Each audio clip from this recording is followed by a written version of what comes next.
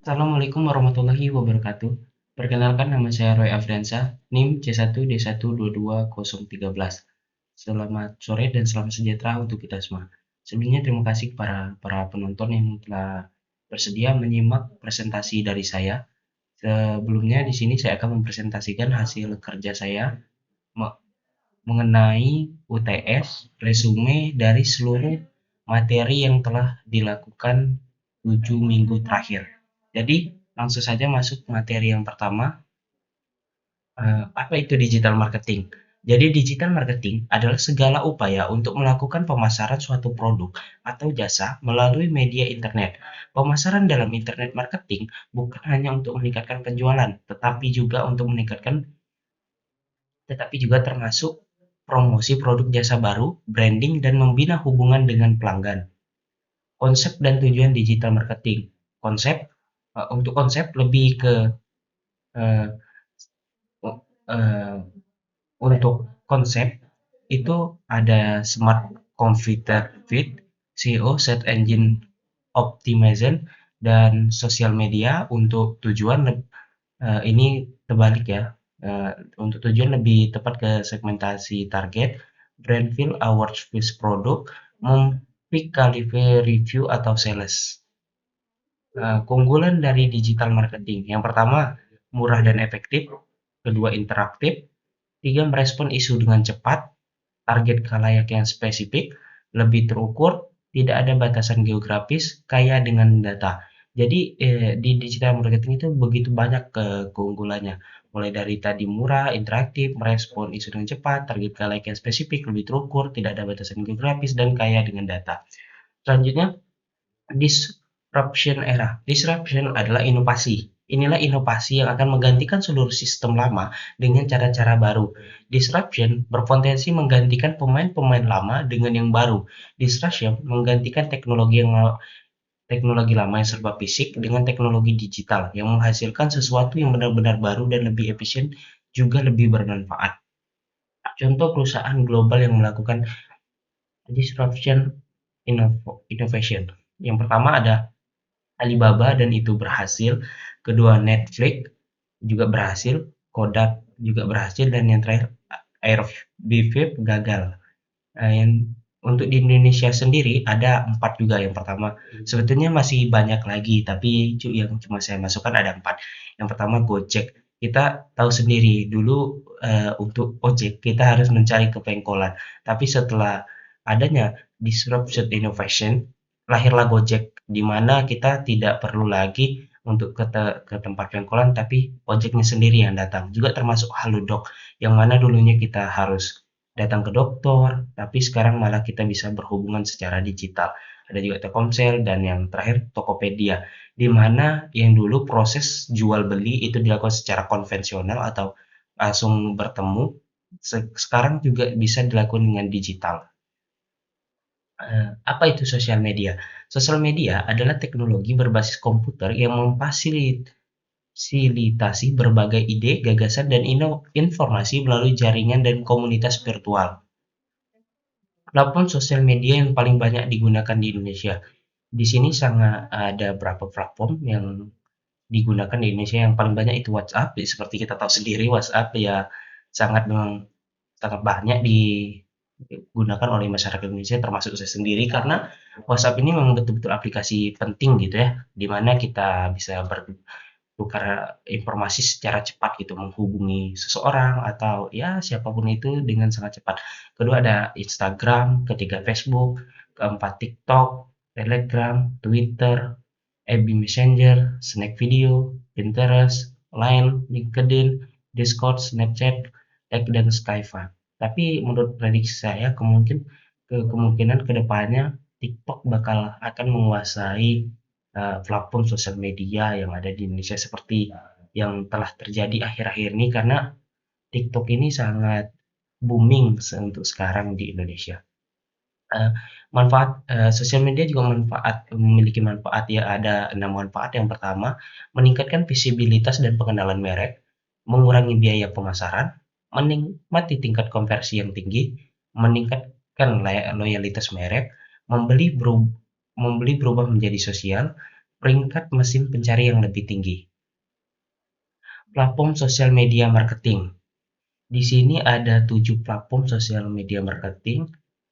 Yang pertama ada Facebook, ada juga YouTube, Instagram, Twitter, LinkedIn, TikTok, dan yang terakhir itu jadi dari 7 platform ini ada platform-platform yang sering dijadikan sosial media dalam pemasaran. Oke, selanjutnya next. Kita masuk ke electronic commerce atau e-commerce. E-commerce atau perdagangan elektronik adalah kegiatan jual beli barang atau jasa yang dilakukan melalui media elektronik seperti internet, televisi, atau jaringan komputer lainnya. E-commerce memungkinkan konsumen untuk membeli produk dari berbagai penjual di seluruh dunia tanpa harus meninggalkan rumah mereka. Manfaat e-commerce sendiri itu ada 3 bagi organisasi: kesediaan pasar nasional maupun internasional, penurunan biaya proses, distribusi, dan penarikan informasi bagi pelanggan, akses ke sejumlah besar produk dan jasa selama 24 jam. Bagi masyarakat, kemampuan memberikan layanan informasi serta berbagai produk dan jasa dengan mudah dan nyaman kepada orang-orang di kota, desa, dan negara berkembang. Dampak negatif dari e-commerce, potensi terjadinya penipuan di mana seorang kehilangan dari segi finansial karena kecurangan pihak lain, kemungkinan terjadinya pencurian data dan informasi rahasia dan berharga yang dapat mengakibatkan kerugian besar kepada korban.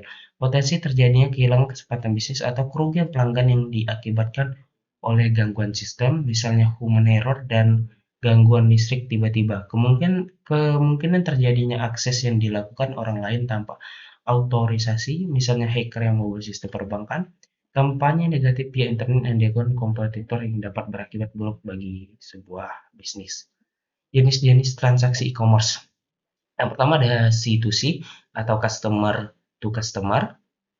Contohnya Tokopedia oleh Carousel, terus business to business B2B, contohnya Electronic City, Relali, Mbis, terus bisnis B2C, business to customer, contohnya seperti Shopee, Lazada, dan Blibli. Terus customer to business C2B, contohnya freelancer, Upwork, dan iStock. Revolusi industri. Revolusi industri ini ada 4. Yang pertama, revolusi industri 1.0 abad 18, produksi mekanis daya peralatan dengan aliran sungai dan air. Terus revolusi industri 2.0 abad 19, perakritan produksi massal jalur yang membutuhkan tenaga kerja dan energi listrik. Terus revolusi industri 3.0 abad 20, produksi otomatis menggunakan elektronik dan IT. Yang terakhir, revolusi industri 4.0 sekarang, era digital di masa sekarang, IoT, teknologi cloud, big data, kecerdasan buatan berkembang pesat. Selanjutnya, teknologi 5G. 5G adalah jaringan seluler generasi kelima. Ini adalah standar nirkabel global baru setelah 1G, 2G, 3G, dan jaringan 4G. 5G memungkinkan jenis jaringan baru yang dirancang untuk menghubungkan hampir semua orang dan segalanya bersama-sama, termasuk mesin, objek, dan perangkat lain.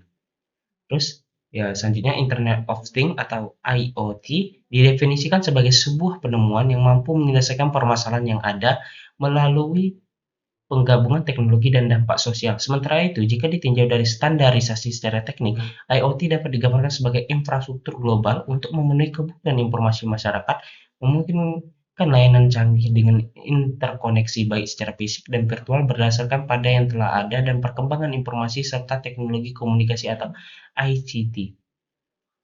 Selanjutnya, apa itu Big Data? Big Data adalah sebuah istilah umum yang mengacu pada teknologi dan teknik untuk memproses dan menganalisis komponen data yang memiliki jumlah yang sangat besar, baik yang terstruktur, semi-terstruktur, dan tidak terstruktur.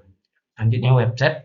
Website yaitu sebuah kumpulan halaman yang di dalamnya terdapat berbagai macam informasi teks, data, gambar, maupun video yang bersifat dinamis maupun statistis. Halaman website biasanya berupa dokumen yang ditulis dalam format hypertext, markup language atau HTML, yang bisa diakses melalui HTTP. HTTP adalah suatu protokol yang menyampaikan berbagai informasi dari server website untuk ditampilkan kepada para user atau pemakai melalui web browser.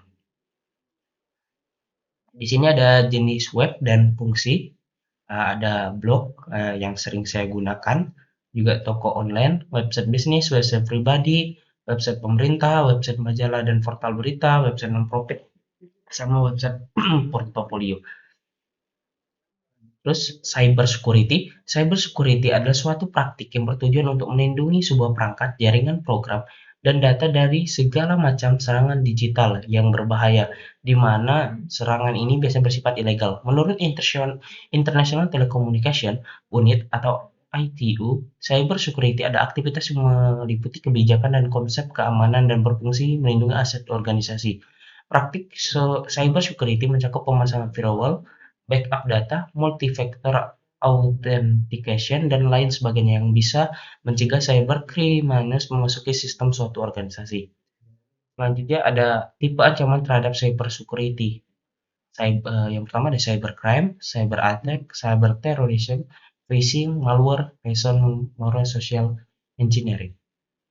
Mungkin itu saja hasil resume saya mengenai materi digital marketing dari 7 pertemuan ke belakang. Jika ada salah kata saya mohon maaf. Saya akhiri. Wassalamualaikum warahmatullahi wabarakatuh.